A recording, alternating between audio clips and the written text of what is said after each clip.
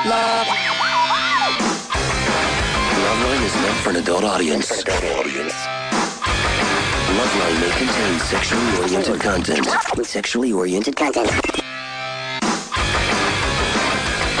Listener discretion is advised. This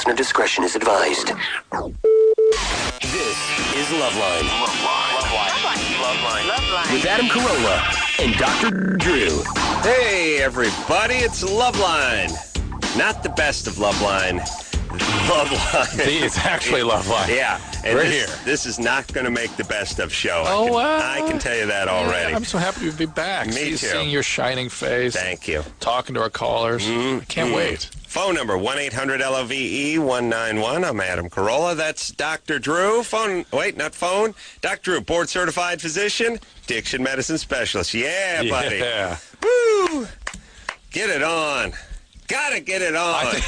Yeah. Two thoughts I have. Yeah. One is, I think it'd be cool if tonight we finished the story about the, what was the guy that got stuck in this Russian submarine when the cars were all stolen from the auto show at Pebble Beach? Yeah. What was he? He was a veteran. Okay, here's the story, by the way. There's a guy, very talented guy. What's his name, Drew? Michael. All right, good enough. When you don't know the last name, just say Michael. Michael. It even sounds like you know him better. Mike. Yeah, Mike. M-Cat. Nurin? Michael something. He's a talented illustrator. He just takes bits of the show at random, ones he decides he likes that are a couple minutes long, and then illustrates them as he imagines they might look or act out or whatever it is. He's done two so far. He's done Chief Thunder Bear, and he's done Grand Theft Submarine. Yes. And I don't know. I think you can find him on the Loveline Companion website. I don't know how do you get there? I don't know. What do you do, Michael Drew? Nairn, that's his name. Okay, we'll talk. LovelineCompanion.com, is it? That's how you get it? No, Chris can tell us. Chris Look can up tell Loveline us. Companion on Google.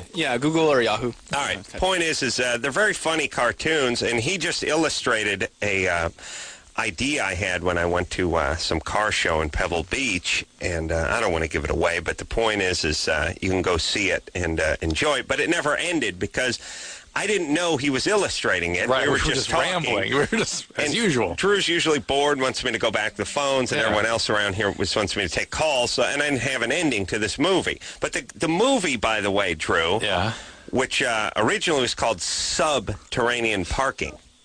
That's your name for it? Subterranean parking. Oh, dude. Like submarine. Very funny. The movie, originally, the idea is the guy who was Steven Seagal type, decorated Green Beret. He was Green Beret Special Forces, and he was a SEAL team commander. Right. And drummed out of the service. Drummed out of the service for taking a swing at a commanding officer because he left some men behind. Right. All right. Yeah. Now busted down, and this wasn't illustrated in the cartoon. Yeah. Busted down to the sort of general's chauffeur. Oh, is that how that went? That's the thing. Yeah. Oh, He's still in. He just got busted down to this rank, and he's going to ride out his, next few years. Well, the general must have just been showing one of his cars at the car show, and he asked him as a favor. That's what happened. I see. Yeah, that's what he was until they'd commandeered the Soviet sub. And open the nose. Nose open. Cone open. Cone. All right. But as you watched it, you went, wow, hey. Yeah, I want to see the ending. I'll try to hash out the ending to this. All right, so maybe tonight? Yeah, maybe tonight. But the other thing is, I'll try to remind you. Right. The other thing is, as much as you abuse me for wanting to take the calls, you kind of miss the calls, don't you? Do. All yeah. Right. And miss the people. I got to say, I hate work. Usually going back to work is hit my stomach. It feels like a Sunday night, like going back to school when I was in the 9th grade. Mm-hmm. But not Loveline. I actually I got a little depressed last week because I didn't have my structure was all off. I was all screwed up. Yeah, and you feel, I don't know, you know what it feels like? It feels like, when you go 10 days, 2 weeks, you don't work out. You eat a lot, and you're sort of happy that it's nice. I get to relax and eat, but you sort of feel sloppy and weird. Yes. And you feel like maybe I'm losing my edge or something, or I'm getting soft, or I shouldn't be doing this. I should be doing more of that. I don't feel lean and mean. Right. You don't feel connected or something. You don't feel. Yeah, you feel bad. up. It feels good because Yeah. you just ate a whole pack of, box of macaroons, and you're now on the, you've worked your way up to season 3 of The Sopranos on DVD. You ain't going anywhere. But on the other hand, there's a part of you feels a little guilty. Feels a little soft. Yeah. That's what it's like with this show. The other thing I found, too, is I sort of feel like I do when I'm away from my family for a few days, strangely enough. It's like I miss a sense of loss. Right. Too bad they don't have that. Lindsay? After all, they're missing. Yeah, hi. You're 18? I know. Yeah. That's the point. They don't feel it, see? That's what I'm saying. That's what I'm saying. What's up, Lindsay? Drew, what are you saying? Are you saying exactly what I said? I'm you repeating goofball? what you're saying. Go ahead, Lindsay. Hi. Okay, I'm 18 and I'm still a virgin. Is that wrong? No. No. Good No, job. Well done. Good. It's a healthy sign. No. I was just wondering, how long should I wait? I have a boyfriend, and I'm out of high school, so it's really sad, and, oh, Sad? man. Hold on. How long? Whoa. What was that? There were two different reactions there. Why is it sad? Why is it sad? She's out of high school. What? She's I an wanna hear- I adult. wanna She's out of hear- high school. Well, but the I'm- guy's I'm certainly out of- willing. I'm out of high school. Yeah, but why is it sad? Hold on, let me tell you. Yeah. It's sad because she feels like she's a woman now, and she's not gotten laid All right, yet. is that true? Of course it's true. Is that true, Lindsay? That's so true. Thank you, Adam. Okay, and then you had another reaction. You went, "Oh man, like something hurt." What hurts? Oh, no. I'm no. I'm a Drew, little... how about you be right 3% of the time in the new year?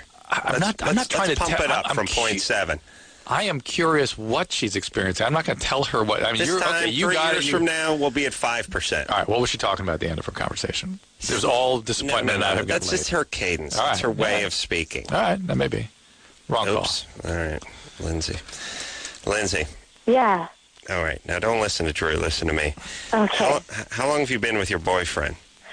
Like 8 months. 8 months. Yeah. What's the furthest you've gotten with him? Everything. Oral Yeah. sex? Oh, yeah. Oral sex? Yeah. Hell yeah. Hell yeah. Well, let me ask you a delicate question. Okay. Have you guys 69'd? Yes. Yeah. call. Adam, where did you go to finishing it's school? great. Geneva. Yeah, all right. You've done the 69. We might as well have intercourse. Yeah, Go Lindsay, ahead. have you been the one holding back on intercourse, or has he been sort of Oh, ambivalent it's about it? no. And don't put her on been, hold. What? It's been. It's Sure. been me. Yeah. All right. And what? But why? That's done. Why? Whatever. Just What's have that sex. about? Drew, you walk in on your daughter. Sex or 69? Sex. Sex, right? Yeah. Yeah. Lindsay? Yeah. Why have you been holding out? I don't know. It's just like I don't know if I want to do it. I don't know if I don't. It's just weird. Is it so because you're not sure this is the right guy? No, I do love him. I don't know. It's just like I want more opinions, and it's just weird. Like why? All right, my opinion. Have My sex with opinion. him. All right, Adam's opinion is you just go right ahead. My opinion is you go ahead when you're clear. It's what you want to do. All right, I'm going to keep your daughter out of this, but let's just say wife. You walk in on her. She's having sex with another man. We've been together now I know. 8 minutes. I'll 8 minutes. I'll include myself in this scenario. All right. Now, I think you're going to walk in. You come home early from work, and you walk in on your wife. She's cheating on you. She's with the gardener. All right. Just straight missionary, that's better than 69, right? You'd rather see her just straight missionary than 69. Yeah. Yeah? Okay. I really can't differentiate. I got to tell you. Well, I think you can, because I'm going to keep going. Her on top versus, like That's cowgirl. worse. That's worse. Worse than missionary, but Yeah. worse than 69? I don't know. 69, sort of more deviant. You know what I mean? Like it's one thing, like, if she's just on top, maybe she's just trying to have an orgasm. 69, she's sending a message to you. You know what I mean? It's like when someone kills themselves with a shotgun. No, because they're I trying think to send a message It's to the interestingly, parents. you may be right, but I've sort of adopted some of the attitudes that some of these young people have. It's like, it's just oral sex. Just oral. I mean, All right. strangely, they're able to maintain that. I'm surprised that I have that same feeling. All but I right, do. well, now we're going back to missionary. Just missionary over 69? I I find it so disturbing. He's got the rake leaning on the side of the bed. He actually brought the leaf blower into the room. He's got that big brim straw hat on. Yeah? I would go missionary over 69. Yeah, I would. Yeah. But you say not cowgirl. No. Not on top. Okay. All right. Oh, my God. Adam, Let me pose that question to Engineer Chris. If you walked in and some guy was with your DVD cassette or your DVD porn. Dude, I'd be pissed. You'd be pissed, Yeah. all right. All right. We're going to get you a girlfriend for the new year. You know that? Okay, cool. That's my plan. I'm not going to do anything about it, but it's my plan. You ready, Drew? Yeah. All right. Josh, Yes. you're 19? Yes, I am. What's up? Well, I'm 19, and I'm having problems with women.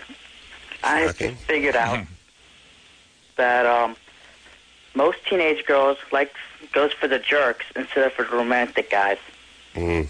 Yeah, this is what nice guys convince themselves. You call yourself romantic. She calls you spastic. Or boring. Rose spastic. Yeah. No, it's not even boring. It's well, just he's particularly. he's a spaz. Yeah. Josh, Mm-hmm. you're virgin? Yep. Shocking. What are you into? I'm into TV production and meteorology. Meteorology. Wow. Chicks love meteorology. They hear about like a cumulus cloud or a weather front coming and pow, panties. Wetter than my driveway tonight. Yeah. I especially All right, Josh. love it when you do your bit. Josh, you like when I do the weather? Yes, I do. Wow. I may be giving out some weather then tonight for you. Thank you. Josh, here's the thing. If you're into... let me explain how this works. Drew, stop me if I'm wrong. It's a new year. We got to give some tips. Yeah. Here's how life works in general. This is general philosophy stuff, but it pertains to almost every facet of life, which is you can go for the quick buck, you can go for the easy buck, or you can put it off and really get a nice payday. Right. Well, delayed gratification. Delayed gratification. Yes. And if you're one of these people that does the delayed gratification route, you'll have you will be more successful, you'll be happier, you'll get more of all the things you want, but you don't seem to get it when you want it or as early as you want it. Right. But there will be a payday. Yes. And true of almost everything. Almost everything. Yes. And the guys that do the best in high school, the guys do the best when they're 19 and 20, seem to do the worst later on, or at least never quite have that payday. As a guy, so much of your number is about your income, not just your income. Well, tell me what you mean by number, your sort of attraction rating. Right. Yeah. Here's the other thing. Here's the other thing, too, with guys. Women rarely get better than what they are at 19 or 20. Guys vary greatly. Most guys don't start coming into their own until their early 30s, for Christ's sake. Right. There's a handful of guys that are sort of peaking in high school, but not too many. Most guys are still sort of kids almost at 19. They get big Adam's apple or bad skin or whatever it is. They're sort of not grown into their bodies, whereas women, 18, 19, 12, they're there. 12, 13, that's it. Doesn't get any better than that. So as a guy, and you're a guy like Josh, okay, you're going to college, you're getting your grades, blah, blah, blah. There will be a payday. You will get a good job with your college degree. You will start making some money. You'll afford a decent haircut. You'll get a nice personal trainer. Next thing you know, you got a cool car and a cool bachelor pad. You got a decent gig. And you start, now here's who you'll start collecting. You'll start collecting the hot chicks who are tired of dating the flaky guys who are alcoholics and abusive and the a-holes and those guys. They get burnt out on those guys somewhere in their mid-20s, and now they start looking for a guy like you. Yes? Yes, that's true. All right. So he'll have his day. He'll have his day. It's the idea that they're into the jerks and not the nice guys is not exactly accurate. No, and it's unfair. Well, I shouldn't say it's not unfair to the jerks. You're being too kind to yourself. Yeah. It's like, wow, I'm a nice guy. I'm a romantic guy. I'm an old-fashioned guy. This guy's a jerk. No. You are. You're first off. You're like a puppy, like a teenage puppy kind of thing. You're awkward. You're also needy. You're a little needy, you're a little clingy, and you're a little spazzy. and chicks freak out over can't needy, stand it. clingy, and spazzy. Mm-hmm. And the jerk guys... And all the other 4 other dwarfs, too. Yeah, and the jerk guys aren't all just jerks across the board. They're a lot more confident. They're sort of quietly confident. And they may be dismissive of the women. You might perceive it as them sort of not caring about them or not being sort of as attentive as you would be. That's not how the young ladies are experiencing it. Yeah. They're experiencing it as somebody confident that I want to attach my caboose to. And they're not necessarily jerks. They're just treating 18-year-old chicks the way they know to be most effective with 18-year-old And by chicks. the way, how you'll treat people, too, when you're 31. Right, and you got the sports car. Yeah. Yes, true, it isn't is. it? Yeah, it is. All right, wait. Josh, Yes. first off, you need to change your name to Drake. Okay. Or just Joshua. And then where are you going? Joshua would work, wouldn't it? No. Yeah. Where are you going to college? Junior college. Ooh. Then it had a junior college in Washington, D.C. Wow. And you get to study meteorology at a junior college? Yep. Yeah. You know what they do, though? Here's a weather page from the USA Today. Everyone look at it. All right, 55 minutes is up. Go to your next class. Can't you, there's so many good schools around there. Yeah. American or George Washington or GU. Well, come on, Georgetown. Come on, Josh. I go to Montgomery College. Okay. Well, let me explain something, Josh, on the topic of being a spaz. If you're going to be a spaz, you want to be a Bill Gates type of spaz, so you can own, 7 million acres in Seattle. So let me get this right. You want a Bill Gates spaz, not a hacky sack spaz. Well, that's stoner. Well, or junior college. Well, here's what I'm saying. Yeah. If you're nerdy and spastic and you're going to junior college, then you ain't getting anything. You're missing it all. So in other words, sort of get into your nerddom. Live up to it. Go to MIT, Yeah. be a nerd. There you go. There'll be a payday for these guys. Be a real nerd. Be a real nerd, and then have your day in the sun. You got the worst of both worlds. I gave a talk at Caltech, and I said, I was talking about some interesting science, I thought, and I said, oh, God, I'm such a nerd, and then I got like a standing ovation. Oh, yeah. It's like, yes, another one. Yeah. All right, so, Josh, get yourself out of that junior college. That should be everyone's New Year's reso. Aaron? Hi, guys. Happy New Year. Hey, Aaron, what's happening? What can we do you for? Hey, I was hit in the penis and scrotum by a soccer ball a week and a half ago. Do tell. Wow. Since then, I haven't been able to get a decent erection. Did you get any swelling in the scrotum? Yeah, instantly. Wow. It's still swollen? No, it went down after a couple days, but... Oof. That should yeah, still the be guy- looked up by a urologist. You can actually kill off your testy that way. Really? You can fracture it. Yeah, you got some real problems with it. What happened? Penalty kick? No, I just came forward to mark him, and I thought he was going to kick it around me, and he just... Right on the tip. Wow. Yeah, bad times. Do you wear a cup? Not during soccer, Adam. They don't wear a cup in soccer, huh? No. Seem like I know they don't wear them in football anymore either. They don't wear them in anything anymore. Oh, not in football? The Cup Manufacturing Society What? of Wait a America minute, must be. what? Oh no, they don't wear cups. What? I was surprised too. You know about Yeah, the you only must be guys who wear mad.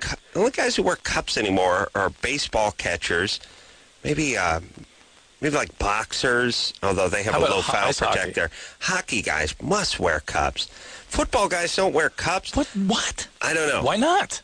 Everything, I think everything has to do with movement or perceived impediment of movement. And if you're wearing one extra thing to slow you down, you're going to slow you down a But tenth of a second. Lineman's not going to work out? They don't. I've asked them 1,000 times. They don't do it. I don't know how. it Weird. goes. Yeah. Aaron? Yeah. So, Aaron, you there? Yeah, I'm here. All right. Yeah. So Enough anyway, listen. with that soccer anyway. Well, the trauma to the penis and or the testicle can cause problems with erection for quite a while. The problem is that sometimes you can fracture the cavernous body within the penis, and that's a real sort of a surgical problem, as is the case with a severe blow to the, you'll excuse the expression, to the testes. That can be a problem. You can kill the testes, you can fracture it, you can have bleeding problems. It's something that needs to be looked at by a urologist. You're probably going to be okay. The fact the swelling went down, but that's something you don't want to screw around with. Yeah. Did you go to the Rose Parade? Yeah. Drew goes to the Rose Parade every year. Mm-hmm. Lives in Pasadena. Walks. Yep. Your parents? Is your No. parents? Yeah, parents we live actually closer to the corner of Orange Grove in Colorado than Oh, my you do? parents. Yeah, so I walk from home. You walk down there. Yeah. And what? Oh, yeah. Nice. What time do you go down there? Like you go down at 6 in the morning, 5 in the morning? Seats. How do you get seats? In the grandstands? You know, Scott Peterson's attorney, Yeah. Mark Garagos? Mhm. He's a friend of mine. And he has seats? He had a bunch of seats. He gave us some. In the grandstand? Yeah, right there at the corner, the greatest. In the grandstand? Yes, in the grandstands Okay, on the say corner. yes. Well, that's all there is at the corner of California Grove is grandstands. All right, but that's the only seats they have, right? Are grandstand Yes, seats? yes. And other than that, you just camp along the parade route? Or you just sort of squeeze your butt in there where you can. And how long? What time does this thing start? Starts at 8. I go to see the flyby of the B-2. It is Yeah. spectacular. That's awesome. I'm telling you something. Listen, It I would takes- love to see that. Adam, it takes your breath away. I would Every year. love to see that stealth bomber Yeah. fly over. Yeah. But that flies by, and then that's over in And then I sit for 3 2 seconds, hours. and then you sit and suck it up for 2 hours. Yeah. Does it? Is it a 2-hour parade? Is it 8 to 10 a.m.? I thought it seems like it goes on for like 14 hours or something. Yeah, that's what it seems like. But it might be more like 2.5, I think. And you see any horses crap or anything? Lots of horse good? crap, and then the ladies come out and sweep it up. Really? They get a big applause every time. Anyone crash anything or do No anything? crashes, nothing really out of the ordinary, no. Yeah, it's just sort of boring sitting there, might freeze my ass off. Yeah, but it didn't rain. It didn't rain, it never rains. It's been like 51 or 52 straight years since it's rained on that day. And rained the night before. The night before and the night before that. And the evening of. Yeah, This is the same evening. that's right. Yeah. It's incredible. I mean, it's really, and the reason I don't like it is for all the people around the country I know. who watch the parade. They're frozen. They're sitting on a block of ice in Wisconsin, and it's like, we're going out there. Yeah. That's where we're heading. Yeah. And if we could just put together a couple of bad days. I know, we're getting cocky about it, too. It's like it was raining the night before. We're like, don't worry, it'll be clear tomorrow. No problem. It will be clear tomorrow. Oh, yeah, you're right. You know what we ought to do? Rose Bowl, great game. Yeah, because L.A. is... Did you watch the Rose Bowl? Yeah. L.A. is just packed full of idiots from other parts of the country and the world who can't drive. And it just gets... Each year gets more crowded, and I get from point A to point B much slower. Yeah. Here's what we need to do on this Rose Parade, and I'm trying to think. There's probably a handful of other events. Start staging some mock, like, gang violence and stuff like that, because The stuff that we really will goes on here. freak out the No, here's people what in you do. Wisconsin. Just, first of all, just graffiti on the Pasadena Art Museum. And the Norton Simon Graffiti Museum. would be nice. They just an overnight graffiti event. I'm talking about actually staging something like what they would do at Knott's Berry Farm at one of those Wild West shows or something like that. A couple of cholo guys come out, red bandanas, these are guns. They have the blood pellets and everything, and just, oh my God, tragedy. And you just do it for a couple of years before you know it. No, but people are fleeing. We're the only ones left. Yeah? Yeah, unfortunately, the real thing doesn't do that. I'm No. not sure an acted-out version's going to do it. All right. You understand? Well, I'm just saying it's not depicted on I see. on I that see. day. Yes, That's yes, why I we see. need to do We'll it. keep people away. We'll make people flee. We'll keep them out. It'll keep people Yeah, out. yeah, okay. Right. All right. Let's take ourselves a little break. When we come back, we'll speak to Amber. Boyfriend cheated on her, and she dumped him. She's really sad about it. Oh, man. Speaking of cheating on, I had a conversation with my grandmother this weekend. Uh-oh. Oh, about what? Doing a little cheating on Grandpa. Oh, okay, after the break. I got to hear about this. Yeah. Oh, no. Yeah. Very uncomfortable. Oh, my God. Almost didn't masturbate that afternoon. Almost. This close. This close. This close, Drew. Oh, my God. Yeah, this close. Wow. Wow. All right, let's take ourselves a little break. We'll be right back after this. Hey, everybody. It's Loveline, the real Loveline, the live Loveline. I'm Adam, that's Dr. Drew. Good to be back. Phone number 1-800-LOVE-191er. So what'd Grandma say?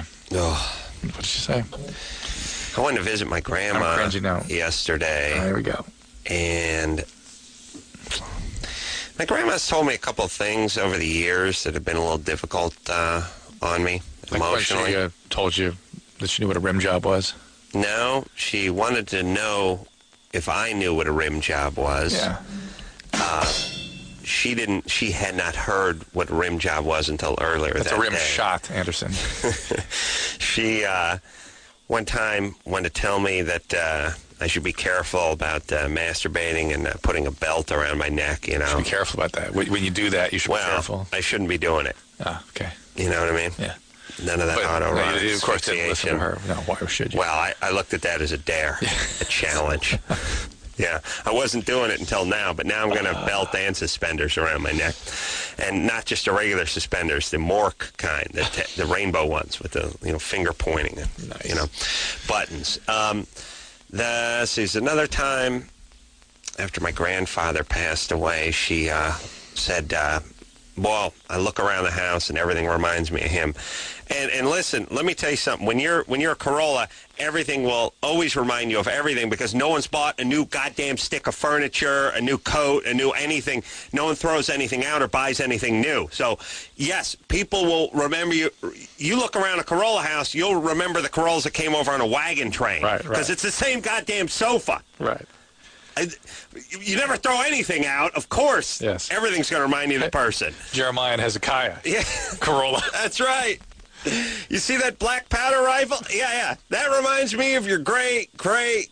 Yeah. You never toss anything or buy anything. Okay. All right, Anyway. here we go. So anyway. Right. And so the vaginal lubricant, as I recall, is what reminded her Yeah, most. she said, his Yes. overcoats in the Yes. closet, his hat's hanging on the rack, and the vag lube is in the bathroom. This time, started telling me about... How did it start? Why? Why in the world? how did it start? It's hard to tell where anything goes. Yeah. When you talk to my grandma, you sit there and she talks. Well, so she said it sounds like she had an agenda. She was going to let you know on this one. Yeah. She first started talking about her old communist friends, and I started piping up about what's wrong with these people, and she started getting really weird and angry and defensive. And I said, look, how smart can you be to back this governmental style that just seems mathematically like it's never going to work? I mean, didn't these people... And she just got ballistic and went nutty, so we let that one go. And unfortunately moved to a more unfortunate topic, which was my grandpa. And how they'd known each other for a couple of years, and she married him to keep him in the country.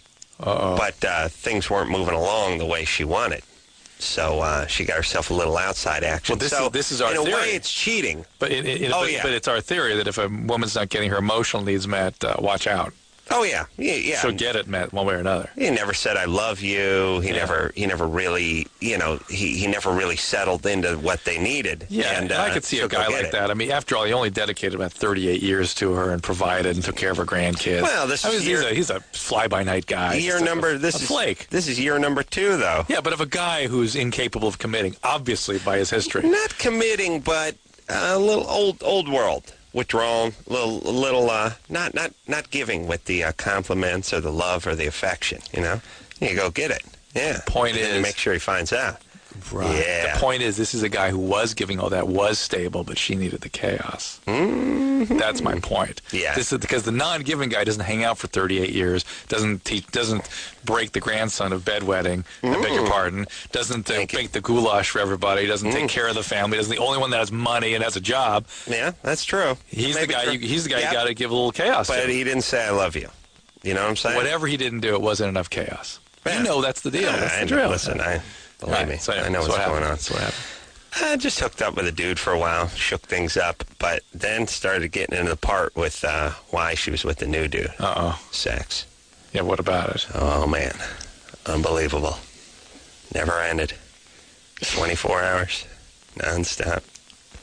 I was like, well, speaking of sex, that's it for me. Hope you can enjoy it. We'll set the zero. My grandmother's, let's see, today's Sunday, is that Monday? 91. 94. Okay, 91. 91. And how did you end? How did you end? Just get up and leave? I covered her in vomit. She wasn't able to speak anymore. Well, you're just going to hear her. Yeah. Be fair. Oh, yeah. Yeah, he had a problem. He didn't ejaculate. Took him a long time. With the new guy? Yeah. Okay. Yeah. Well, it went on for a while. Yeah. We have to talk about vaginal soreness. Disabled veteran, alcoholic, It's chaos, you know what I'm saying? Come on. All right, so that was a lovely, lovely conversation. New Year's conversation I had. All right. Hey, What's Happy New that Year, noise? What's that noise I'm hearing, by the way? I don't know what's going to make me kill myself in a minute. Really? It sounds like a sound effect from Lost in Space. Sounds like somebody's watch alarm is going off, and I'm going to blame that on either you or Chris. Actually, I'm going, Leon. No, not Star Chris? Trek, Lost in You got Space. nothing? No? Well, what do you think? He has a drop for Lost in Space? No, I'm just saying. Okay. You ready to go? Yeah. Wait, is it still there? Yeah. Yeah. And Chris can't hear it? He can hear it, You too. can hear it, yeah. We'll break early and we'll just drop everything. Amber, Yep, you're 28? I am. Hold on, I'm going to It's take in my the room. Yeah, I want to take it off, too. Take your Hold on a headphones second. off and go find. Hold on. No, it's not. No, it's in the phones. Yeah. It's the electronics. Oh, it just stopped. Yeah, it stopped. Well, no, that's weird because I took the headphones off and I put them back on and it was stopped. So Could have been in the room before could we have been took the second you took the headphones off Could have it been. stopped. We'll never know. Amber, Yep. Could be Grandpa go ahead. ringing in. Ugh. Amber, And he's not happy. you're 28? I am. Yeah. What's going on? Okay, so I was with my ex-boyfriend for 2 years, and about 6 months ago, I caught him cheating on me, which was pretty much one of the most devastating things that's ever happened to me. Now, when what you, is- you yeah, said what happened? caught Yeah. him, I caught him, yes. What happened? I went to his house at 6 o'clock in the morning one morning. I don't know how to explain it, but I woke up in the morning like someone had kicked me in the ass, and I just knew that something was wrong. I hadn't been able to get a hold of him the night before, and I thought maybe something had happened to him. I had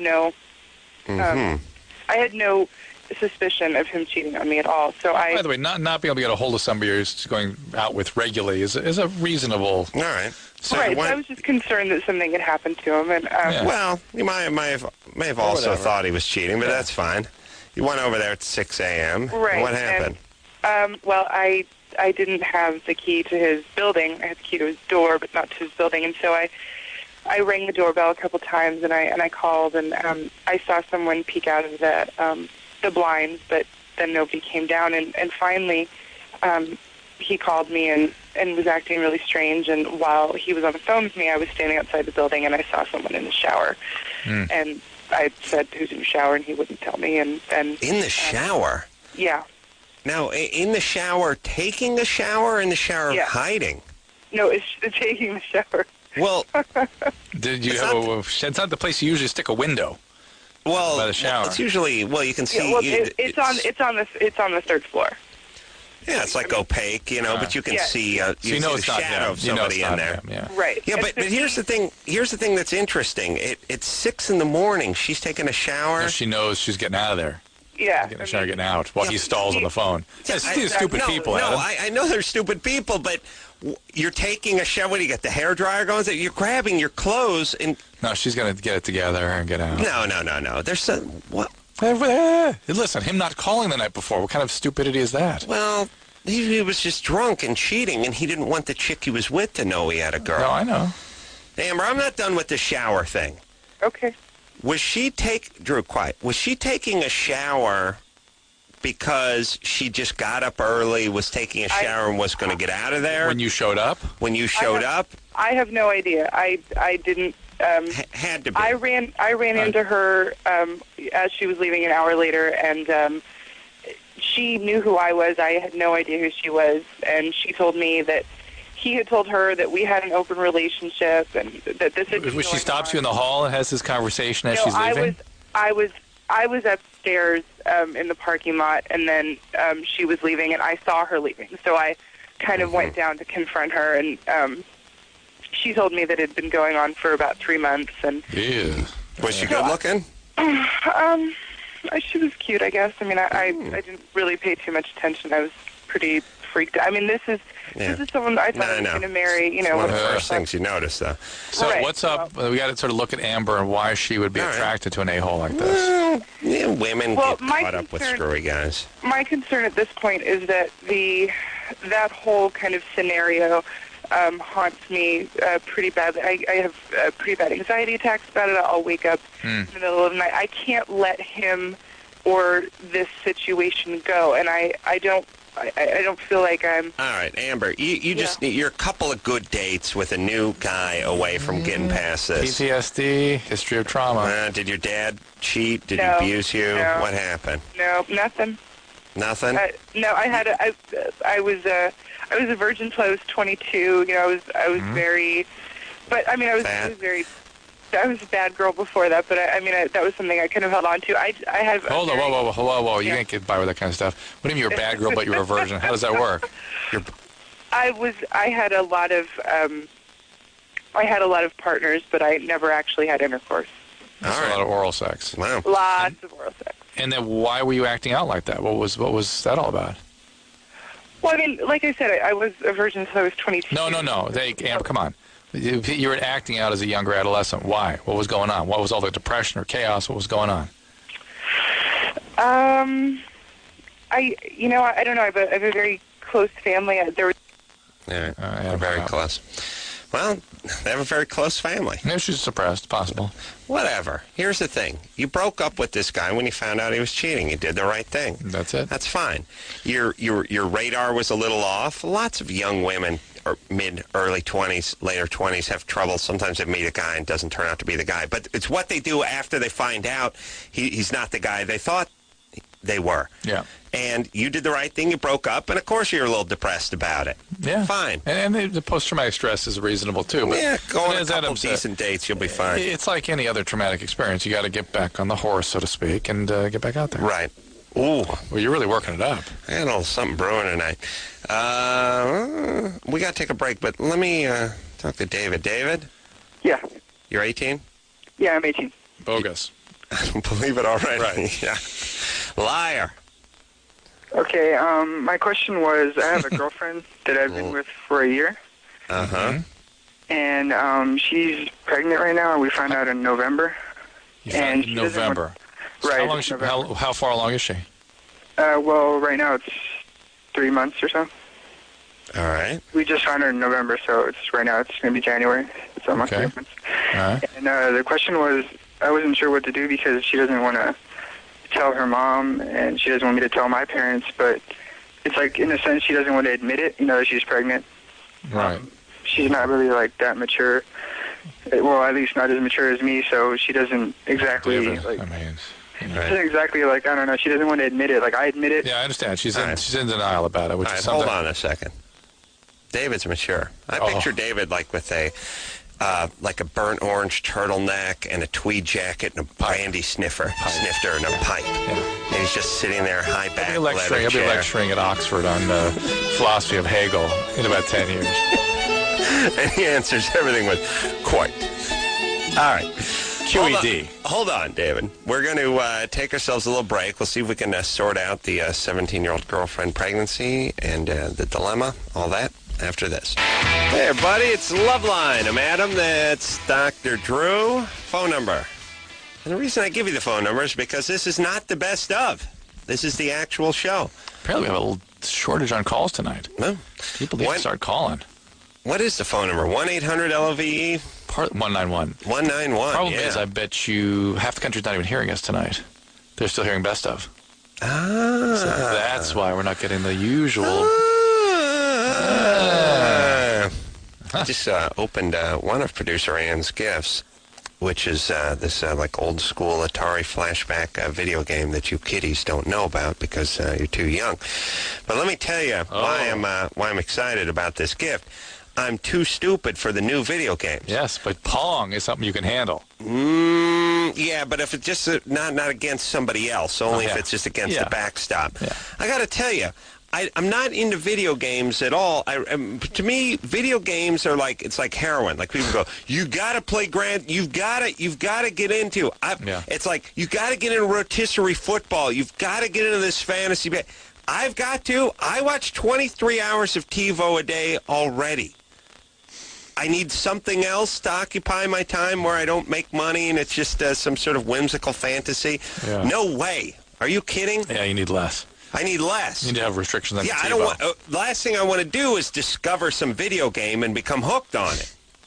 But I did buy the, and it's tough because they give me the Xbox or whatever. Anyone who's in the radio, whatever, they'll just give you some swag every once in a while. You do one of these Teen Choice things or something. They give you an Xbox, or I got it, and I started seeing the commercial for the Pearl Harbor. Oh yeah. And boy, they were doing it like a year ago, where the guy's up on the deck and he's got the .50 caliber, and the Japs are coming in on the Zeros, and he's spraying them with the .50 caliber. Next thing you know, he's in the water. The ship blows up, and I thought, wow, now this is going to be exciting, because nothing I like better than shooting down Zeros, you know? And so I got the game. Sucked. And no, here's the comedy. I got the game, and my stoner buddy, the Wheeze, is like, you ought to get a memory card with that. And I said, why do I need a memory card? Well, because you get to start from where but I don't need any memory card. I just want the game. So I buy the game. Now, the game starts with you 3 decks below the top side in your bunk, and you're sleeping, and the Japs hit Pearl Harbor. And you wake up in your bunk, and people are panicking, and there's fire. I can't get out of the goddamn deck. I can't get topside. And so I run around in a circle for 20 minutes, and I bang into crap, and then I get out into the hall, and then I try to go up some staircase into a door that's locked, and then I catch on fire, and then I restart, and I'm back in my bunk again. I sat there for 3 hours trying to get out of the bunk. It never got to no .50 caliber machine gun. Never saw one airplane. No Jap Zeros. No falling into the water. No explosions. Nothing. I'm in a bunk. Can't get out of the bunk. That's the deal. Nice. And I'm saying to my buddy who knows these things, well, all right, let's just skip ahead like it's a DVD. Like, I'm just skip ahead to the part where I'm actually topside with the machine gun. This is why I bought the thing. Now, you can't do that. Well, I can if I just admit I'm a puss and just move forward. No. Well, can I stop? It took me it took me 15 minutes to get to the point where the door wouldn't open, and then I'm back at the bunk again. He's like, that's why you need the memory card. Right. Because you can start from there. Off, yeah. Well, I know, but I thought, well, can't I just skip to, deck level C or the next plan or they have cheap books. I know, but I'm like, I don't want to go on the internet. Just get me to the next thing. No, you'll not be going there. So the one game that I got, the one game I was excited about, I played for 3 hours. I could not make it out of this burning deck level C thing. I run out into the hall. You know me, I start getting angry too. It's like, I go to the one door, it's clogged up. I go to the next door, there's a piece of debris in front of it. He couldn't figure out how to get out. Neither one of us could figure out. Never saw the light of day. Now, I'm just at the bottom of the Arizona in Pearl Harbor. Nice. Just a bunch of fat tourists over me. Yeah. Yep, watery grave. Nice. Davy Jones' locker. That's where I am, right in his locker. I got the locker part figured out, right? Who was Davy Jones? Well, Davy Jones is an English name, right? Yeah. Had to be a sailor. Should I go look it up? Yeah. Turn the break. His locker had to be his foot locker. Yeah. So it's like a casket. Yeah. All right. You ready to go here? Yeah. All right, yeah. So back to David and his pregnant girlfriend. David Jones Jones' 18. locker. He's the mature 18-year-old, and she's the immature 17-year-old in denial, 3 months pregnant. Mm-hmm. Does she have has she been even able to talk to you about what it is she wants to do with this pregnancy? Not really. I mean, the only thing we got established is that she doesn't want to have an abortion. I mean, she wants to keep it. She just hasn't talked about, anything. All right. Sure. Well, she's got it. Then you might as well tell your parents then, because they're going to find out soon enough. Perhaps you ought to take her down somewhere where she gets, absolutely you need to take her somewhere where she gets some prenatal counseling, because she's going to have this child. And God, hopefully, she will be willing to give this child up for adoption to some parents that are really prepared to take care of a child. Yeah, how about adoption? Well, I mean, my idea was to keep the kid and I have a job right now, and I'm saving up as much money as possible because of that. I was already saving up before, but now I have 2 jobs, one in the morning and one at night. And where do you work? What kind of work? I work at a donut place, and I will also work doing deliveries. All right. Yeah. All right, so you're making nothing and nothing. And Pretty but you're much. saving some money up. All right. Well, here's the thing: you want to keep the kid. That's fine. You got to make sure and put holes in the jar, in the lid. jar? Yeah, they got the three. key, put the key. Oh, yeah. Yeah. Because that's kind Shoebox. of what it Shoebox. sounds like to me. Yeah, there's really. All right, I'm going to. Okay. Well, go to Planned Parenthood with her. Sit down with a counselor. See what the plan can be. If she's really 3 months in, it's too late for an abortion anyway, so she's going to have this child. Not in my world. And I know guys will do that.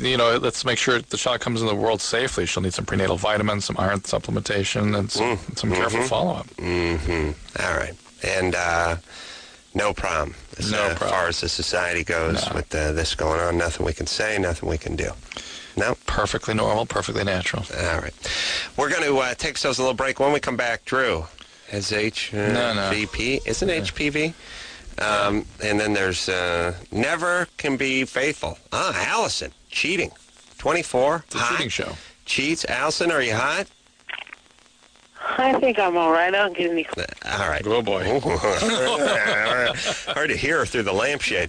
We'll take a quick break. We'll be right back with the drunken and hot Allison after this.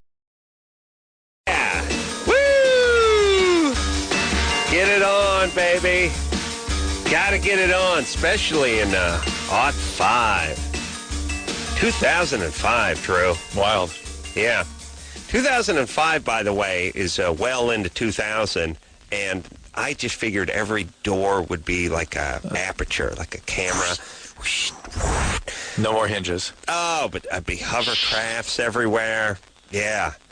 Everyone We'd would be wearing flying. Yeah, be flying. Oh, no more fashion. We'd all wear a jumpsuit. gray jumpsuits. Yeah.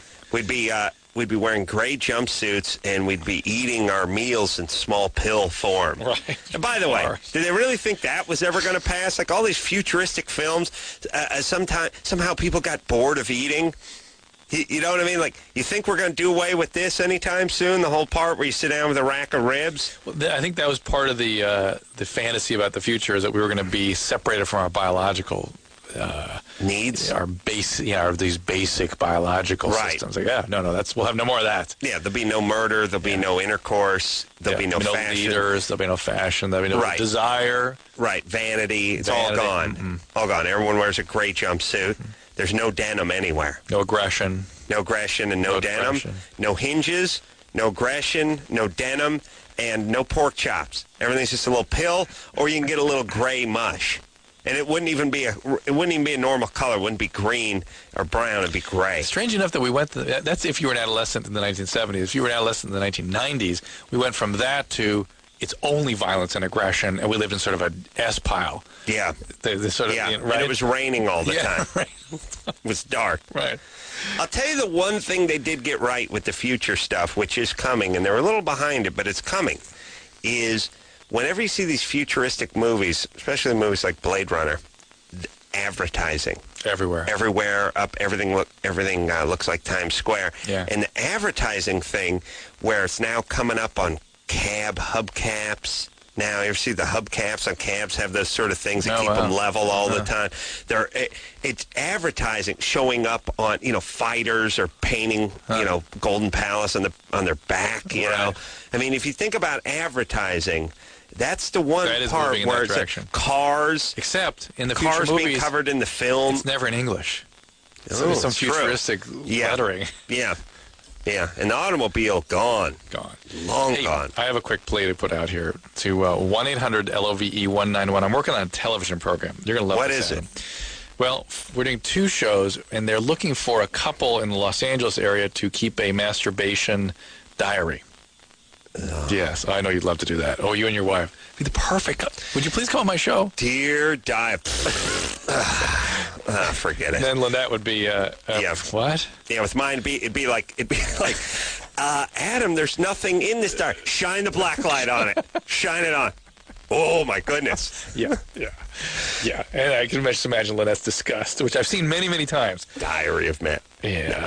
I would sooner masturbate on a diary than actually I keep get that a point. diary. So, anyways, if a Southern California couple wants to be on television and willing to get into that stuff, and the other show is in the San Francisco area, we have a coach for people that are sort of sexually in a rut, either mismatched or they're. It's always weird. Well, but it's a. Who's we're gonna let me explore guess, that. the coach, the sun-blasted 50-something-year-old chick with the big hanging earrings. And by the way, one of the things I'm going to do is attack that stuff. Good. One of the things is to sort of unmask that stuff for what it is. I see those shows once in a while on like HBO, like on Real Sex. Yeah. They'll have like, it's always that woman and she's standing in front of a chalkboard and she's like, the vulva is, and it's always like, oh, come on, get naked, let's go. Well, guess what? What I'm going to get at is like a little bit more of like, come on, you really? Come on, give me a break here. Really? You're just saying this for television, or do you guys really have a different experience now because somebody taught you the anatomy of the vulva? Is there any couple that has been together for 8 years plus who wants to go back to school to relearn how to perform oral on their wife or well, you know something? what I think it could have helped if there's sort of a desire mismatch. How do you make that compromise? Somebody wants to do it more, somebody wants to do it less, or has it changed over time? You meet in the middle and start getting it on. But that's the thing. That's something I think would be interesting to explore if people could be satisfactorily dealt with. For the coach part just feels... I'm hoping that's what they're going to do. Anyways, in the San Francisco area, the coach thing, in the Los Angeles area, the masturbation diaries, and you'll be on TV. And what do you do with the diary? What do you mean the diary? I think it's just to really document, to really let people look at what one another's doing and see how they react to that. Mm-hmm. So in other words, if one is, if your wife, for instance, your wife looking at your diary with the black light, it'd be like, for her, it'd be like, oh, no kidding. Entry. Yeah, it'd be like star date. Monday, December 28th, 2004, 2 p.m. Entry. Monday, December 20th. Say 2:30. 2:33. Yeah. Second day, we couldn't even get the page. It was spot welded to the second page. Beat off diary, really? Yeah. All right. I'll try it. All right. Allison? Yes. Adam, it's TV, remember? Yeah. You need a brain vacation. Yeah. Allison, you're 24. Yes. What's up? All right, so you never can be faithful. Never. Yeah. How come? I don't know. That's what I'm calling you guys for. Well, what do you mean? Well, I guess to make a long story short, every man I pretty much ever encountered, like family-wise, friendships, anything like that, if they had a significant other, they were not faithful. This goes for pretty much every guy in my family, uncles, grandpa, dad. So you've decided that men aren't safe. They aren't trustworthy. You think that's it? I mean, well, as you just told, I'm just saying, I'm just trying to understand what you're telling me. That's what you just said. Yeah. You said every man you've ever met is not faithful. I would imagine if I felt that every potential partner had no probability of being faithful, a way to defend against that is to screw things up before you get too involved. Make sure you always have another guy on the line, because God knows every guy's going to screw up as far as you're concerned. Mm-hmm. Yeah. True. Wow, you're a genius. He's good, bud. He's good. All right, so Allison. Uh-huh. How about a little therapy? Okay. Yeah, your thinking is off, Allison, and I guarantee you there's deeper stuff than just this. Yeah. Your lack of trust goes much, much deeper, like into some abuse early on. Mm-hmm. What? Yeah. Yeah, what do and you that's do? where the trust was really ruptured. And then you saw it recapitulated in reality and went, you see, men are not trustful, therefore I have to screw up every relationship. What do you do for a living? I do lots of things. I work at Victoria's Secret. I'm also a bill collector. I'm interning with a real estate company. Hold on a second. You know, it's funny. It's like I work for Victoria's Secret. Like, I was like, ooh, hot. I'm also bill collector. Ooh. Well, that's a weird. That's a weird combo. Now, yeah. but have you ever gone to Big Victoria's Secrets? No. We got to go in there. Because you have the ultra estrogenized females hanging out in there. Oh, really? The girls that work there. Oh, really? The cherry red. What do you do there? What do you do there, Allison? Stock shows. Which one? Victoria's Secret or bill collecting? Victoria's Secret. I do what every girl does at Victoria's Secret. I fit people for bras. So you're a salesperson. To buy as much stuff as possible. Yeah, pretty much. I'm a sales girl. Pretty much. Mm-hmm. And do you use any of the items yourself? Do I use them? Of course I do. I get a discount. Yeah, but you understand we're trying to reconcile this with the bill collector side of you. Yeah. Are you good looking? Huh? Are you good looking? I guess that might be why I can't stay faithful. I don't know. Like, maybe because there's too many people to choose from? She's a ho ho ho. She's a ho. She's a ho. No. She's a ho. She's a ho. She's a ho. She's a ho. She's a ho. She's a ho. Ho ho. It's kind of an interesting thing. Like, let's figure this out for a second, Drew. Yeah. For a guy, that can be a problem. If a guy is young, she's 24. If a guy's 24, and a guy's number's way up there, like he's a great-looking guy, and he's a pro surfer or something, it's hard to stay faithful because you got the biology. That one isn't even going to have a boyfriend. Meeting opportunity. Yeah, well, you could have one for a while, but opportunity meets raging biology. It's going to be tough. Women, what you look like in the faithful part, not quite as important because as a woman, you can have sex with anybody whenever you want anyway. No matter what it's your just number is who you almost. want to have sex with. Right. I mean, you can go into some bar and drag some guy out and have sex with him in the parking lot any given night of the week. No matter who you are. Yeah, it's not going to be the pro surfer guy. Right. But it will be a guy. Yeah. And if you're looking to be unfaithful, good enough for you. Right? And by the way, women, it's not so much about the way the guy looks anyway. It's more there's some emotional component that needs to be satiated, and you're looking to be unfaithful, so you can do it whenever you want. So you being good-looking, Allison, although an interesting theory, probably has nothing to do with why you can or can't be faithful. Yes. Yes? I absolutely agree. Unless you're so spectacular that you're just dating a guy as a plumber and rock stars are hitting on you constantly. Yeah. I don't think that's the case. Yes? And that person is dating the plumber for a reason. Right. Allison? Yeah. All right. So your looks are probably neither here nor there, but it's more the family you grew up in. Probably. All right. Yeah. So get a little therapy for yourself, huh? All right. Or else guys. Adjust and your don't thinking. Get pregnant. Yeah. By the way, if you do try to adjust your thinking, realize also because of your abuse history, you're going to be attracted to guys that are abusive, which will, of course, confirm your belief that men are not trustworthy. If you do decide to go out with a guy and have a relationship, make sure it's a boring guy, somebody you're not too attracted to, because your radar is broken. Yeah, and it's an age-old question, which is, for women, the attraction thing. I mean, she's not going to be, if you're a chick who's screwed up and you come from a screwed up environment, you're just not going to be attracted to a good guy.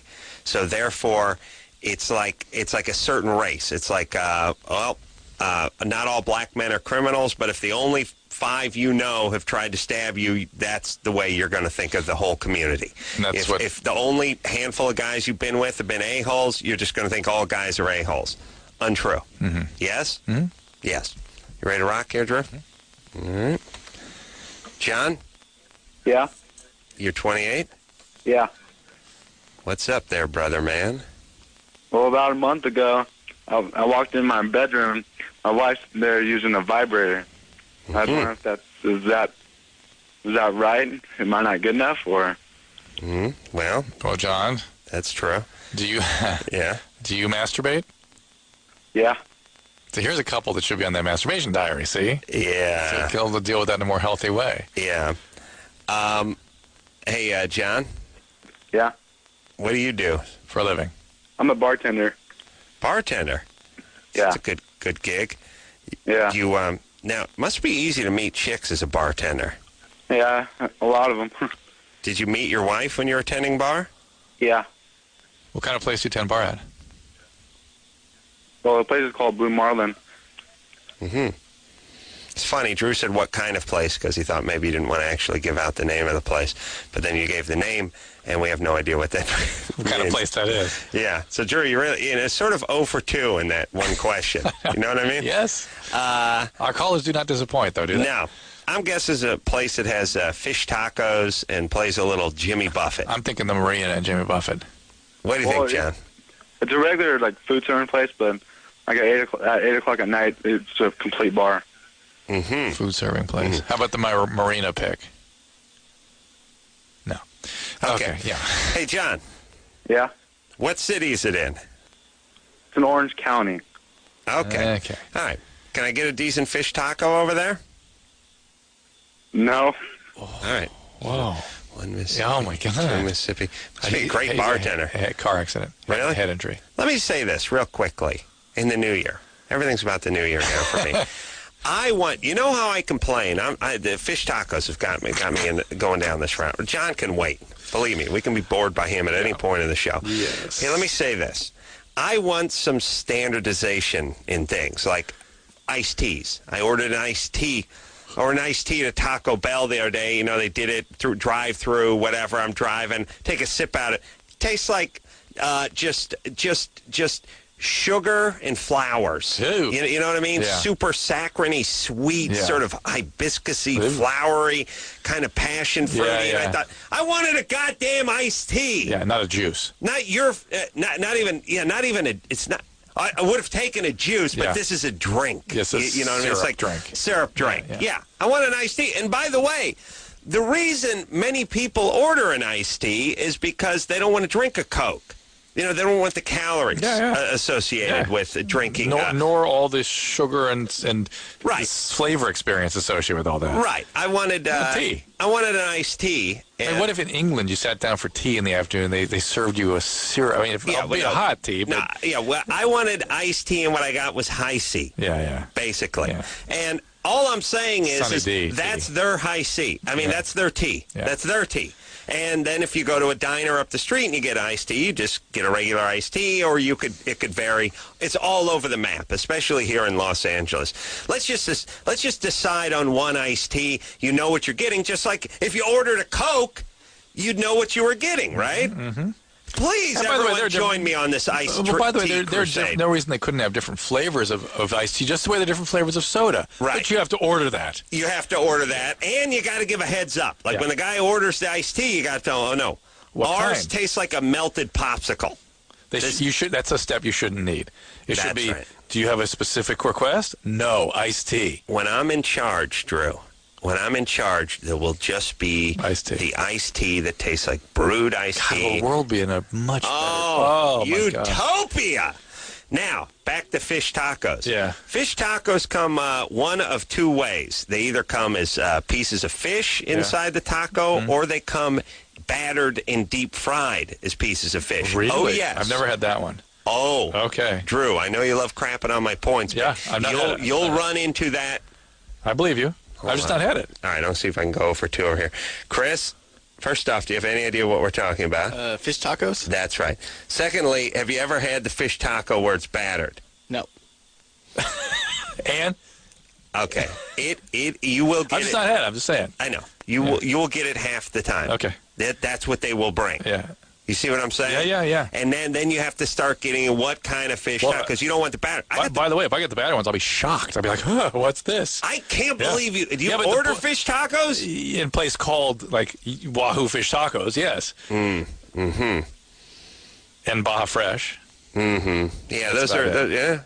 Yeah, but they will go. You got to move down a notch. Yeah. Sounds like it. And then you will get in the authenticity department, yes. not necessarily in the price department. Yeah. You will get the battered ones. Nice. And you will be horribly disappointed. And then you'll be sitting at home with your passion fruit iced tea and your battered fish tacos, and you'll be disgusted. That's what I'm saying. We need to standardize. We need to create that utopia you've been planning for years. Now, what are we going to do with John here? First thing I'm going to do is find out about those tacos. All right. This could take 45 minutes. I know. John? This is his wife. I just overheard that he was on the phone to you guys. Oh, really? Well, is he there? I kind of sent him in the other room. What is he talking about with you guys? Have you ever got... bogus. It's bogus. Have you ever got the fish tacos where he works? No, they don't have fish tacos. See? Oh. We're bogus all the way to the fish tacos. He said they had fish tacos. He was lying about it. Oh, I think he was probably talking about something else. What kind of place? Where does he work? He works at a bar in Orange County. Yeah. Mm-hmm. And where did you guys meet? Oh, we met kind of in school. School? Well, he said he met you at the bar. No, we went to school together. We've met several times at the bar. Mm-hmm. He said he met you when he was working, but And when you say school, I'm going junior college. Yeah. Yeah. All right. We're not very old. No, 28. Yeah, I've been practicing medicine for 3 years. Yeah, then let you to 4-year school until you're well in your 40s. That's what I call a 4-year school, right? It's 4 decades. 4 decades. Yeah. All right. Yeah, you're too young for college. Oh, thank you. Yeah. I mean real college. And real college. Oh. So he said that he walked in on you the other day and you were using a vibrator. Is that true? Yeah. I got to do something. Shoot. He's not taking care of you, huh? No. He's got the littlest penis I've ever seen. No, it's all bogus. All right. Well, we'll see in hell. You can do the masturbation diary if you want. So Sandra may take a hold of them. And still want to. I'm curious about the fish taco part because by the way, I always check with Chris because I know, by the way, and I don't know how instinctively, Drew, how is it that you're able to steer your life so you never know what I'm talking about or never experience what I'm talking about? Now, be Do you careful. find that interesting? Be careful. It could be that you're steering your conversation, so I never know what you're talking about. It could That's be. possible. Maybe we both are moving in different something like directions. fish taco seems innocuous, although you do know the tea thing. Yeah, I know that. You know the tea thing? Yeah. All right. And then how come he's got part Mexican? How come Chris, and not just Chris, but everyone around here all the time, except for who? The one guy who knows everything? Anderson. Brian, yeah. Yeah, Brian always knows what you're talking about. Always knows what I'm talking about. Swim in the same stream, I guess. Thank you.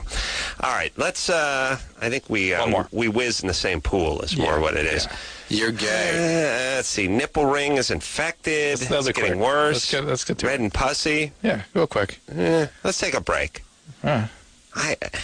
I'm going nuts with this breaded fish taco now. We'll take a break. You okay, buddy? Yeah. Let me tell you this. Tell me that. I was in a small fishing village in La Paz, Mexico, where I brought home a Dorado. Huge Dorado, Seen the like a picture of it. 55-pound Dorado. Yeah. But here's the point. Sitting in a small fishing village at the most authentic outdoor, there was dirt on the ground kind of cafe. I mean, this thing couldn't have got more authentic. It's like, folding table with dirt on the ground and palm fronds over your head. Food was as authentic as it could get. It was excellent. I was there with 3 or 4 fishing buddies. We're all drinking beer. They're ordering like the shrimp Diablo and whatever. I order the fish tacos battered. Well, maybe that's the authentic way. I guess it is. All right. We'll take ourselves a little break. We'll get back with Rebecca and her infected nipples after this.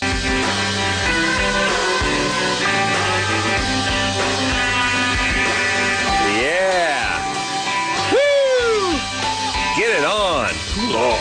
Ooh, Lord.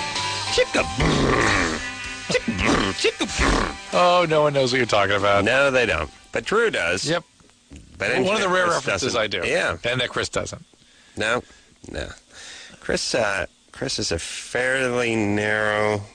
I see, Chris, your spectrum of information is like being at a shooting range. You know what I mean? Just a nice, long, narrow corridor. But you hit the mark. Cool. Yeah. Okay. You're a dick to a lot of people on the air. Wow, I haven't heard that one in a long time. Yeah. We gave Chris money for, What'd you get? Did you get anything good? Chris, what'd you get? What'd your mom get you? I got like a wallet and some clothes and stuff. Yeah. And no one heard that. Thanks a lot. Yeah. What do you got in there? You don't put any money in there, do you? No. It's just, and you leave the picture of the chick in there, so like your girlfriend. Right. Yeah. That's the one Adam used to masturbate to.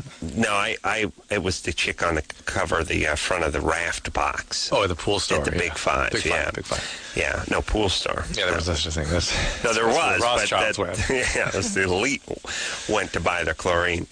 No, I didn't need a raft. That's all I'm saying. Yes, you just took the box. I just would walk into that section. Drew, what'd you get? So Chris, you got a wallet. And some clothes, yeah. And some clothes. Yeah. All right. And Drew? I got a new telephone. New telephone? Yeah, that Bluetooth. You got the Bluetooth? That's awesome. Who got you that? My wife, kids. Nice. Oh, and the kids. Yeah. You bought it for yourself. Yeah. And what'd you get? Did you get anything decent? That was it. What do you mean? They got you the Bluetooth. Yeah. How's that Bluetooth work? What's the technology? I have no idea. Well, what do you do? You put it in your ear? It's just a piece you put in your ear. You don't need a wire. It's fantastic. Yeah, but didn't I talk to you yesterday or today? Yeah, but I was in the bathroom. I couldn't hear a damn I was thing. in the bathroom, and then I was seeing a patient while I was trying to talk to you. I don't know if I'm going to like this Bluetooth. No. You actually raised the question of what I was doing at times which you shouldn't have been able to hear me no matter what the device was. Mm-hmm. Okay. All right. Well, we'll see. Rebecca, Hi. you're 21. Yes. We'll see on the way home tonight. What'd you do? When we have our love fest. Did your folks get you anything? Me? Sorry, Yeah. what? Oh, hold on, quiet. No, they Did you get anything? my kid stuff. They get your kid stuff. That's what you do. My dad gave me $100 in an envelope, which is Cute. generous, but it's a weird gift. It's weird when you're paying for his car. Yeah, I pay $650 a month for his car, and he gave me $100. It's a weird. I mean, it makes it ironic. It has a weird sort of. Unfortunately, it makes you feel like he doesn't really understand what you're paying every month. It makes it seem like. Yeah. Wait, was it $6,000 a year and 100? Yeah. Do you At least my dad a Jag, and he gave me $100, which is fine, but it's kind of weird. Like, here's the deal: my dad doesn't really have any money, hence me leasing him a car. He's not living in a refrigerator box, but obviously he's not a rich guy, or he'd be able to afford his own goddamn car. But the point is you gotta like knit your kid a baseball hat or something. Right, to do something for him. Yeah. Give me a macrame owl. Right. And do something. Take a picture and put it in a frame. You know what I mean? Yeah. Homemade Christmas ornament. Yeah. You gotta do that kind of thing. That's what you gotta do when people are buying you a car. Yes, you don't give them You don't- you- 1/600th of what they're paying a year. Here you go, buddy. This ought to take care of 4 days. Weird, huh? It makes me think he doesn't really understand what you're paying every month. That was my stepmom, and he didn't leave the house, and he doesn't do anything. Yeah. All right, Rebecca. Yeah. Sorry, 21. Go ahead. Yes. 21. Mm-hmm. Go ahead. Here you go. I got my nipples pierced 6 or 7 months ago, and the piercer said to wash them with antibacterial soap and soak them in sea salt. Don't use antibiotic cream on it, though, because I guess that's bad for it. So I did that. Hold on. How do you soak them in sea salt? You stick them in just like warm water, sea salt, in like a shot glass, and just hold it against your nipple. Nice. Make a tight seal, or you do spill it all down your stomach. Nice. Good times. All right. Yeah. All right. And you did use antibiotic ointment, or you did not? No, I didn't. I like 3 days ago, I laid down and it was kind of sore, and I looked at it, and it started looking a little like red and like pus-like coming out. So I freaked out, and I went to our closest piercer, and they were all closed because it was too late. So I went to Walgreens, and the pharmacist had no clue what she was talking about, but she told me to put antibiotic cream on it, which is what they told me not to do. So I'm doing the sea salt thing again, but I don't know, like... Well, here's the deal. Yeah. I don't know why they would tell you not to put antibiotic cream, except for the fact that some of the antibiotic creams are irritating. But if you have a very effective antibiotic cream, like something called Bactroban, that would take care of the infection, period. The problem, though, is that most of these things are not infections; they're rejections of the piercing. What's the difference between infection and rejection? Rejection is just that's a good question. Infection is an immune response to having a foreign body trying to push it out of your body. Infection is bacteria getting in and causing a reaction, a serious But invading do they infection. manifest themselves in the same way? It'd be very hard to tell them, but just looking at it. But the fact that you haven't seen a doctor, I find bizarre. The piercings almost undoubtedly need to come out, and you probably will need some oral antibiotics in addition to antibiotic cream, because you can get very serious infections sometimes from this kind of thing. Well, what about it? Is it one nipple or is it both? I have both of them done, but it's only one that's like red. All right. Well, why don't you just take the one out and leave the other one? Okay. It's creepy. What do you want it for? Is it you think it turns guys on? And don't give me that it's for you crap. Everything you do is to try to get a guy to be iota more attracted to you. To be honest, anytime a guy's played with them, I wanted to kick him in the face because they don't know what they're doing, first of all. So I like them because they're fun to play with myself. Guys don't know what they're doing with them, though. All right. Have fun in residing in angry lesbianville your whole life. Oh, right? no, I'm not. I'm not an angry lesbian. I know, but you're angry. No, it's just been a rough week. No, you got something weird going. I do know what you talk about. I do know what you mean about the fish tacos, though. They have do? down in Mexico. Yeah, and they're breaded, right? They must are. be, this must be authentic. I'm back. She knows what I'm talking about. Drew? Yeah. I want to make another plea real quick. Quiet down for 1 second. Look, I don't want to just seem like Pops Carolla here. I can go back. I can climb inside the 18-year-old brain of Adam Carolla because it's still in mine. The center hasn't dried yet. I see it there. It's the nougaty center. Yes. The nipple rings, here's what the nipple rings say to me as a guy. A, she's been around. Energy, yeah. B, she's a little nutty. No, I don't mean energy necessarily. I mean, like, A, I ain't the first guy to put a... tongue ring says that, too. Tongue ring. Tongue ring is open for business. Tongue ring is open for business, but the nipple ring even more open for business to me.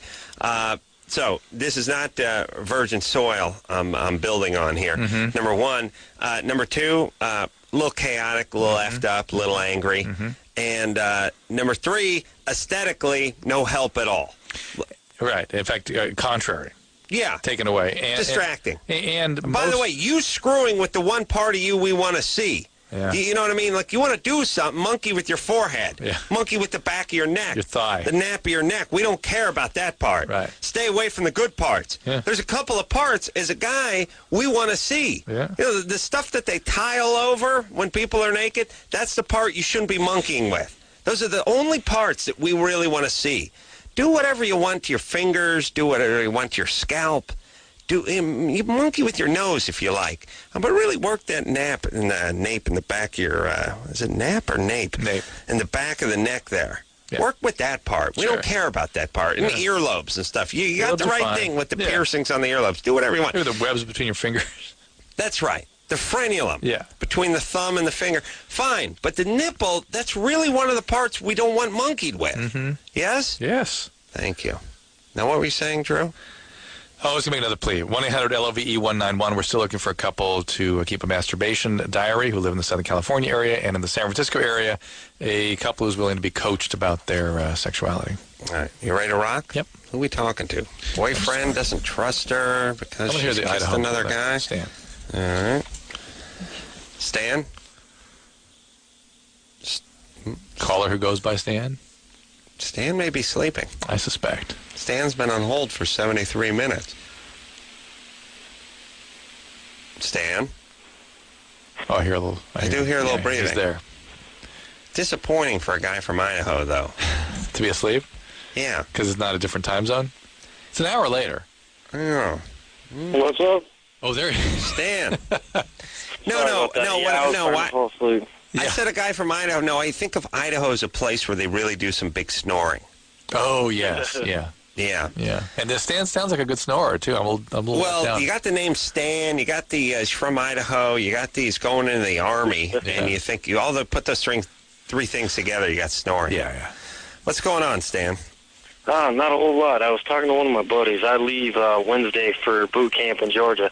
Mm-hmm. And I got informed that they inject you with some crap that makes you not go stiff that whole time. And Georgia is like all infantry and all those guys, so we have no women in boot camp. So I sure as heck don't want to go stiff, but I don't want something messing me up later on. Going to go stiff. Yeah. Well, as you know, Stan, we live in a very litigious society, and it's not likely that they're going to give you something that's going to hurt you and them not get sued. Yeah. So they're not going to give you something that is harmful to you, nor is that their desire to do They it. don't. They used to put saltpeter in the Supposedly, food. but listen, the last thing they want to do is they look don't to the care. infantry is decrease their aggression. That's That's a what good you want to point. do, make them less aggressive? No, you make them more irritable, more aggressive, of course. Where are you, and then where do you go? You go to Iraq?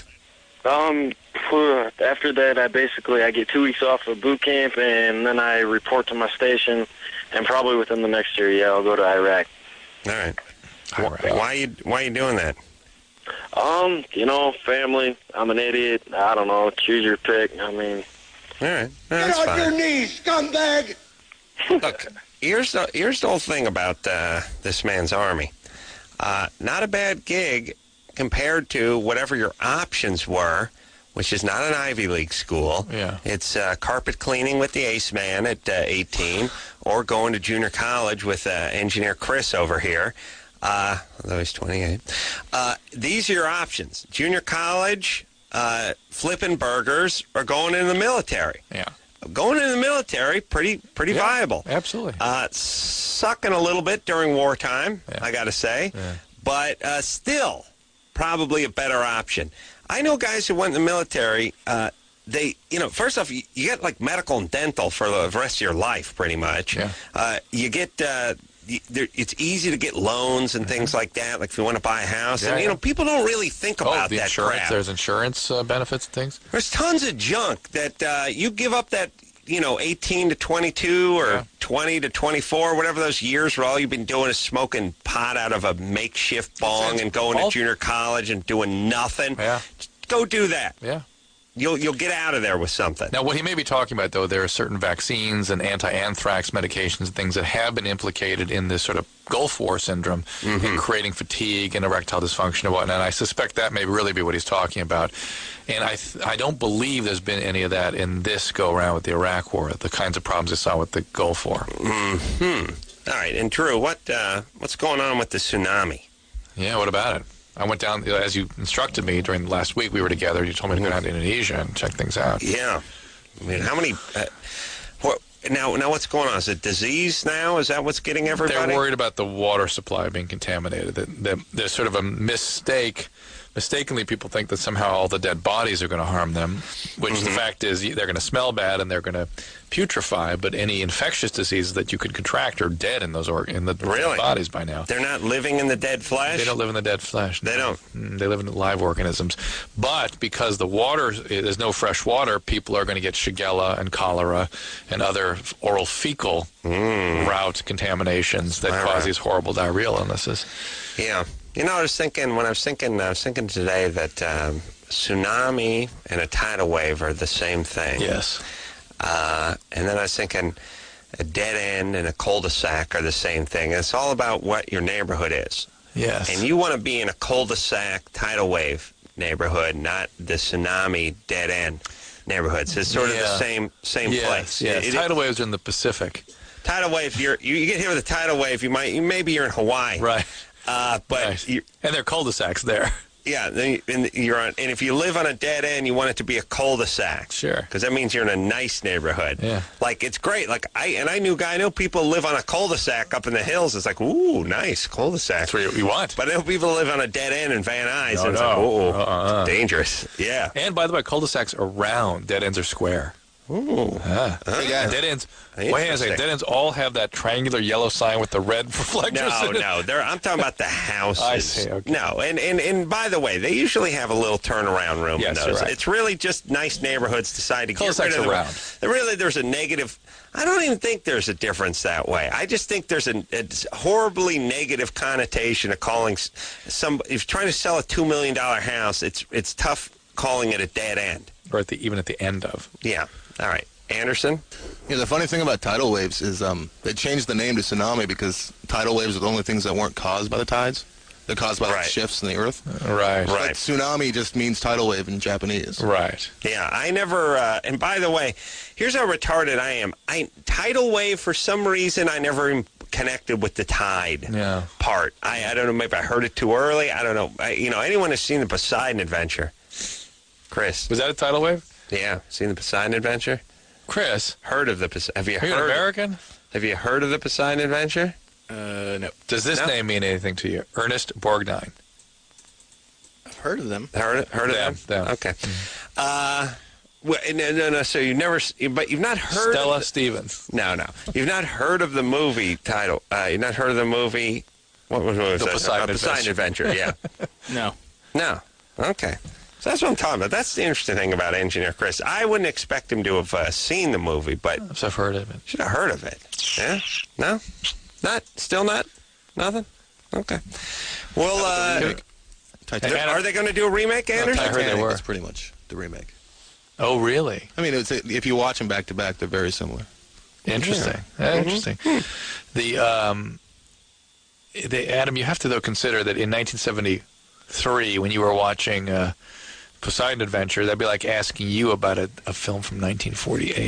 You say How many that. Cary Grant films did you see? Well, you say that. You say that. I say that because it's the fact. You say it. But here's number one. I don't even know if I saw it in the theater, by the way. I probably didn't. Where else would you have seen it? I saw it, first off. In 1973, where are you going to see it? It's all theater. Let me explain something. Drew. Yeah. I had to sit at home when I was young and decide. I didn't decide whether I went to movies or not. My parents decided on whether we got in the car, started the car, drove it to the theater, paid for tickets, and then sat in the theater. Too much. That's not going to happen.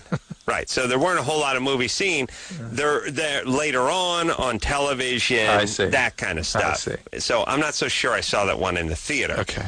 And secondly, engineer Chris is 11, 12 years younger than I am. He's not 20 years younger than I am. And number B, number D, or number F, I've heard of Ben-Hur. Right. You see what I'm saying? Yeah. I've heard of the Ten Commandments. Yeah. I didn't see him in the theater. Okay. Wizard of Oz. Yeah. The list goes on. Got it. Okay. Take ourselves a quick break. We'll be right back after this. Yeah! Woo! Loveline! Yeah, get it on. Madam, that's Dr. Drew. Should we finish the sub-story? We're back. Oh, the sub-story. Forgot about how that was going to finish. Oh, a tsunami hits the sub. How timely. Interesting. Yes. Yeah. Interesting. We'll have to percolate on this. Yeah. Because he's in the sub in the trunk of a Duesenberg. Duesenberg. Yeah. What'd I say? Duesenberg? No, I said Duesenberg. Duesenberg. Yeah. Let me get some thought to that, Drew. You want to... Let's talk in the meantime. Myra? Yeah. All right. Myra? Yes. What's up? 24. I was wondering, I've Ooh. been with my boyfriend for 6 years, and he doesn't turn me on. Mm-hmm. Maybe the relationship's over. You think? Just by that? Well, you've been together since you're 18, 6 years, and it's not going anywhere. I don't know. Sometimes your body tells you more than you're willing to admit to yourself, particularly when you're younger and you kind of don't know when a relationship is wrapping up. You don't know how to end it. You've been together forever. You can't imagine being with anybody else, and yet you're not really into this guy. You're really not. You're telling us that explicitly. Really? Well, the thing is, I'm so attracted to him. Like, when I mean, I don't know. I'm just not horny. Are you saying it's about him or something's changed in you? I'm wondering if it's me. I mean, the fact that he can't give me an orgasm, is it him or is it me who's not Has he never been able to do that? No. You've never had an orgasm? The only way I can have it is orally. Well, that's most women. You're right. It's all women, pretty much. I mean, that's that's what happens. They're very. It's only about 30-40% of women ever have an orgasm with intercourse. And by the way, or certainly the routine. Myra's got issues. She's calling from Bakersfield, so you know there's trouble. But you know when people phrase things like "he can't give me an orgasm," what is that? What is that? Who is that person? I know, but could you imagine you saying that? Yeah, you're not a woman. You know I'm not. Not the way I am. Yeah? All right. Myra? Wait. What does Vegas have to do with anything? No, I'm just teasing. Yeah, you know what I mean. What's going on? You sound like you're getting ready to go to junior college. No, I actually graduated. From junior college? From Cal State. Cal State Northridge? I have a bachelor's in sociology. Oh, in Cal State Northridge? No, here in Bakersfield. Cal State Bakersfield. Yeah. There was one. Wow. And so what are you doing with your degree? I don't know. I think I'm just going to sit around for a little bit. All right. When in Rome. Oh, boy. So you've been with a guy for 6 years, since you were 18. Yeah. Seems like it's run its course. And by the way, you're going to have to marry him if you stay together for another 18 months. Because then it's weird. You know what I mean? Oh. And you got that little girl voice. You got some Asian in you, or were you molested? No, I'm actually Asian. Yeah. Oh, okay. Well, there you go. That's too funny. Okay. But, well, that explains the school part. Yeah? So, And the dead parents. What? Yeah, what happened? Yeah, what type of Asian are you? I don't know if I should say. I'm Indian. Oh, you mean you're Eastern Indian? Yeah. India proper? I'm sorry? India proper? What do you mean by India proper? I mean, you're from India? Yeah, I'm from India. Okay. No, okay. It's coming together a little bit now.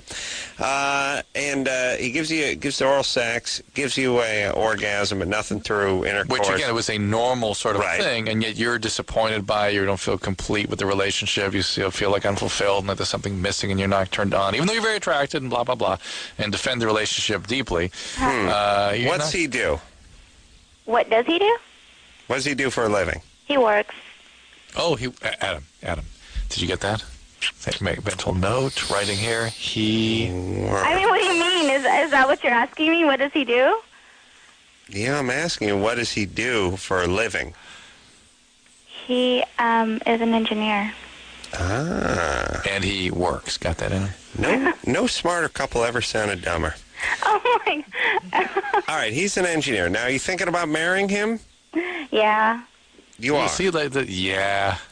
You just, you know what? It just doesn't seem like maybe you've sowed your oats. Yeah, you're right. Maybe you at least need some time off from this relationship. I'm not saying you have to leave him, but it just what we hear is you're not as into this emotionally as you ought to be, or certainly would want to be. I'm hearing almost a culturally conflicted person, somebody whose culture they came from said you hook up, you stay with one guy, you get with a guy at 18, you put in some years, you get married, and you call it life. You don't do that. No, we'll ruin you out here. Yeah. Oh, yeah. We'll turn you out. Yeah, that should be our whole thing. Turning out hoes since 1776. All right, we will turn you out in this country. Oh yeah, and no, you'll watch a little too much of the E channel and just go screw it. I want to be with Charlie Sheen once before I tie the knot. Mm-hmm. Yeah, you're right. She's there, and if that's where you're at, it's going to be tough. Even if you change, the memory will never change, and you'll just think that's what you always wanted. Right. You know what I mean? That's right. You'll be stuck in that state. Yeah. All right, break it up. It's good. Or take some time off anyway. We'll take ourselves a quick break. Be right back after this. Well, that's it. That's the show. We're back, and this time we're out for blood. Is that right? No, but I'm going to figure out the end of this movie we're working on. Well, don't think about it too much because that'll spoil it. Well, here's part of it. Here's part of it. Yeah. Somehow, when the beach hits Arab soil, and they're going to bring the cars, the very expensive cars, to Sultan of Brunei's house, chase scene through the city in the vintage automobiles. Yeah. You know what I'm saying? Yeah. I mean, that's got to be part of it. Then the tsunami. Okay. We'll take ourselves a little extendo break. We'll be right back in about 22 hours. So until next time, it's Adam Carolla for Dr. Drew saying mahalo. What's he do? What does he do? What does he do for a living? He works. This has been Loveline. The opinions expressed on this show are not necessarily those of the staff, management, sponsors, or this station. The producer for Loveline is Ann Ingold. Loveline is a presentation of Westwood One Entertainment.